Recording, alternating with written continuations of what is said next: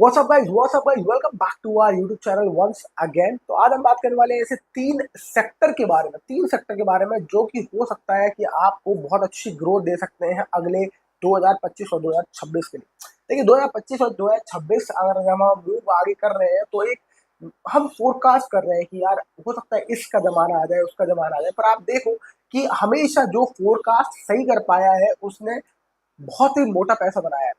आप याद रखो हर्षद मेहता के टाइम पे किसी ने फोरकास्ट किया था कि एसीसी का स्टॉक बहुत तेज भागे और हर्षद मेहता इसी को मैनिपुलेट करेगा।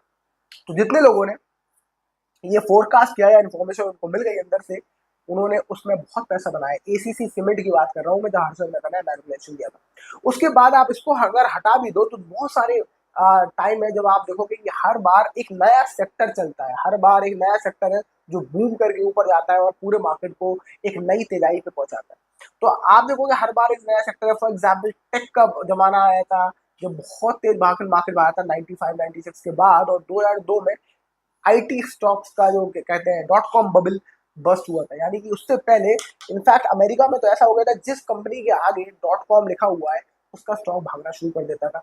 इनफैक्ट इवन अगर वो आईटी का काम या वेब सर्विसेज का काम ना भी करे तो भी वो स्टॉक भाग रहा होता था उस टाइम। तो इस तरीके से आप देखोगे कि हर बार एक ऐसा कुछ नया स्टॉक आए हैं, नए सेक्टर आए हैं जो मार्केट में तेज भागते ले गए। कोविड के टाइम पे अगर आप जाए 2020 के टाइम पे तो सबसे तेज भागे थे आपके फार्मा के स्टॉक्स। फार्मा के स्टॉक्स काफी तेज भागे थे उस टाइम पे, और जो आदमी फार्मा में उस टाइम पे टैप कर पाया वो अपॉर्चुनिटी, उसने अच्छा मोटा पैसा बनाया। इनफैक्ट उसके बाद फार्मा के बाद एक नया ट्रेंड आया इंडिया में जिसमें लोग कहने लगे पीएसयू स्टॉक। इनफैक्ट हमारे प्रधानमंत्री साहब ने खुद ही अपने एक वीडियो उसमें संसद में कह दिया था कि पीएसयू स्टॉक ले लो जी, पीएसयू स्टॉक की कंपनी जो है वो बहुत इंपॉर्टेंट है और आप देखो पीएसयू स्टॉक भाग रहे हैं। तो एक तरीके से उन्होंने एक संकेत दे दिया कि मैं पीएसयू स्टॉक्स को ज्यादा मोटिवेट करूंगा या उसमें ज्यादा मेरी नजर है सरकार की। तो पीएसयू के स्टॉक्स भागना शुरू हो गए और पीएसयू में लोगों ने मोटा पैसा बनाया, मतलब सरकारी कंपनी। राइट, अब इसके बाद एक और सेक्टर चला उसी टाइम पे, जो चला डिफेंस सेक्टर। तो लोगों ने डिफेंस की थीम बहुत ज्यादा रोल प्ले करी और लोगों ने बहुत ज्यादा मोटा पैसा बनाया। अब कहानी है कि आगे क्या, कौन से ऐसे सेक्टर है जहां आप पैसा लगा सकते हो। अगर आप ओवरऑल ग्लोबली नोटिस करो तो एक सेक्टर है मुझे लगता है जहां आप मोटा पैसा बनाते हो, जो मुझे लगता है टॉप मोस्ट होना चाहिए इस वक्त, वो है ग्रीन एनर्जी एंड ईवीज।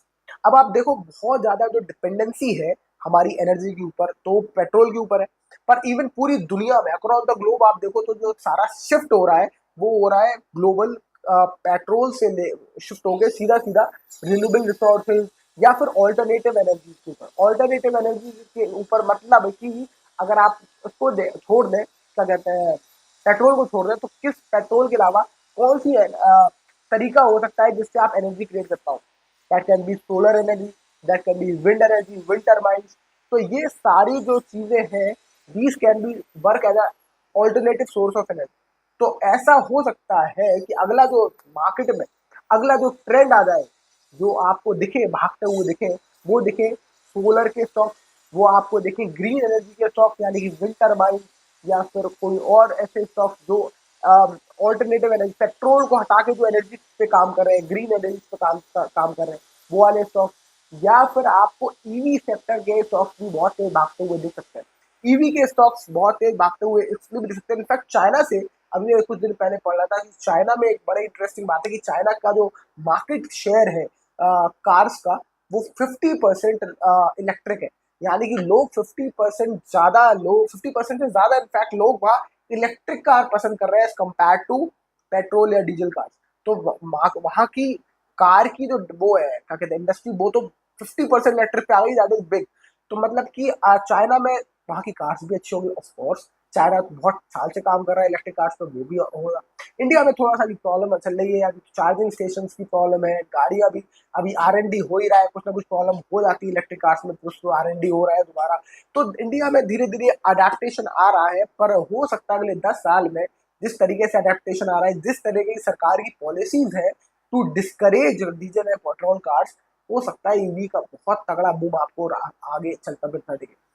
इस चक्कर में कुछ आपको ऐसी कंपनीज भी मिलेंगी जैसे कि ओला, जो ओला बाइक्स जो कि अभी भावेश अग्रवाल की जो कि अभी दिक्कत में है बहुत ज़्यादा, राइट। तो ऐसे भी आपको कंपनी मिलेंगी आपको, पर आपको अगर आपको ईवी की थीम प्ले करना है तो हो सकता है ये राइट टाइम है, क्योंकि अगले 10 साल में अगर सरकार ने इसी तरीके से पेट्रोल और डीजल की कार्स को डिस्करेज किया तो EV will grow in India, क्योंकि कुछ तो गाड़ी किसी ना किसी से चलाएंगे ना लोग। लोग रुक तो बैठेंगे तो है नहीं, कुछ तो चलाएंगे।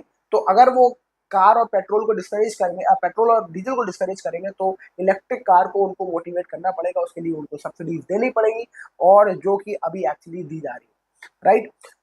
चलते आगे, दूसरा जो सेक्टर है जो मुझे बहुत इंटरेस्टिंग लगता है, that is artificial intelligence and automation.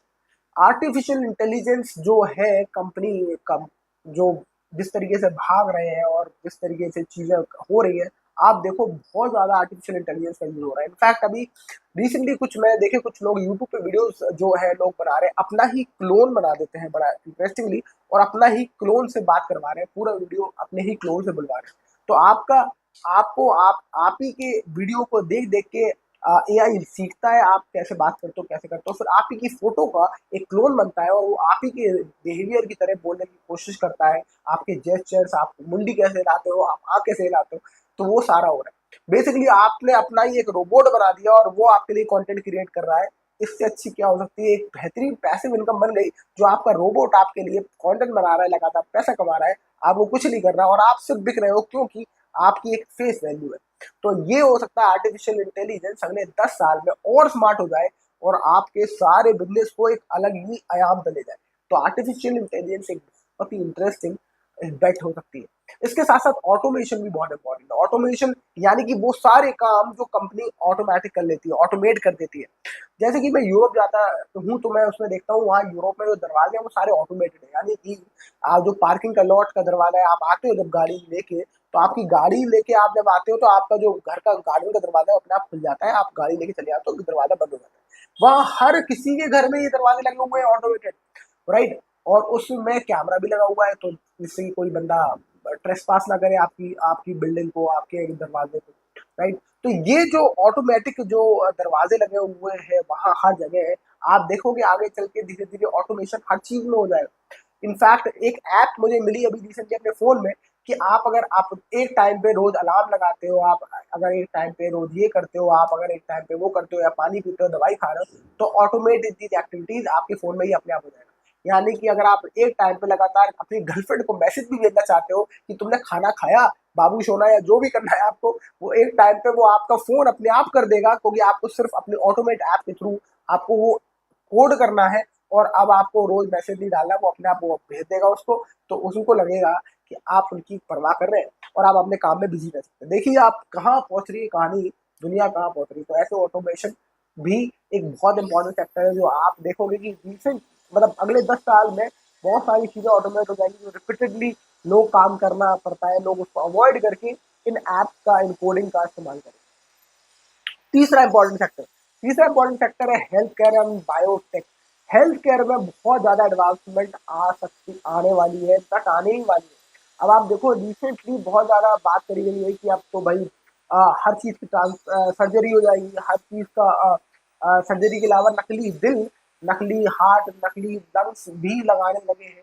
तो उस तरीके से अगर आप देखें तो बायोटेक्नोलॉजी के शेयर बहुत मतलब बायोटेक्नोलॉजी के रिलेटेड बिजनेसेस बूम करेंगे आगे, क्योंकि लोग अपनी कोशिश कर रहे हैं लोगों को लंबा जीने के लिए, और लंबा जीने के लिए लोग हर उस मुकाम तक जा रहे हैं कि किसी तरीके से दवाइयां ऐसी विकसित कर ली जाए, किसी तरीके से ऐसी चिप्स बना ली जाए जो आप अपनी बॉडी में डाल दो तो आप लंबा जी लो, किसी तरीके से आप अपनी बॉडी को इस तरीके से ट्यून कर लो विद द हेल्प ऑफ दवाइयाँ, केमिकल्स, न्यूट्रिएंट्स, विटामिन, जो आप दवाई की तरह कंज्यूम कर लो, और आप अपनी लाइफ को लॉन्ग कर पाओ, लॉन्जिविटी की तरफ बढ़ पाओ।